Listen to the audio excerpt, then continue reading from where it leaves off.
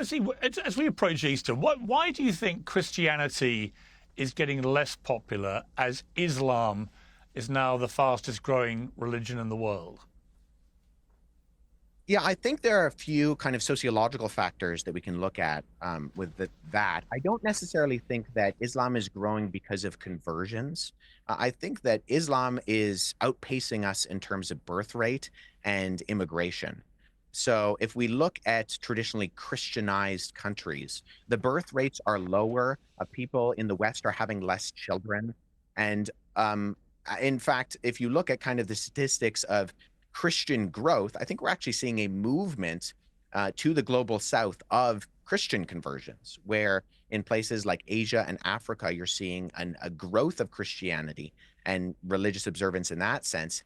Whereas you see a lot of the importing of Islam into Western countries. And so I wouldn't go as far as saying that Islam is growing because lots of people are converting.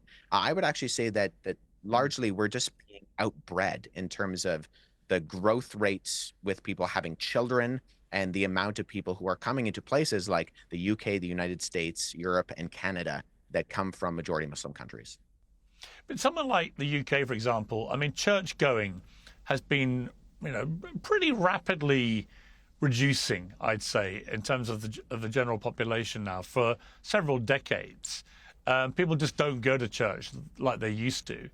What do you feel about that?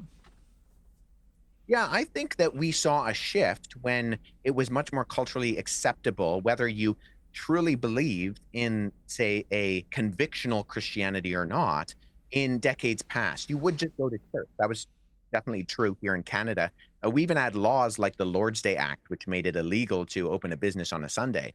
And so there was just more of a cultural zeitgeist for Christianity. And as that waned, I think the cultural zeitgeist, it became much more comfortable for people to then not go to church and attend.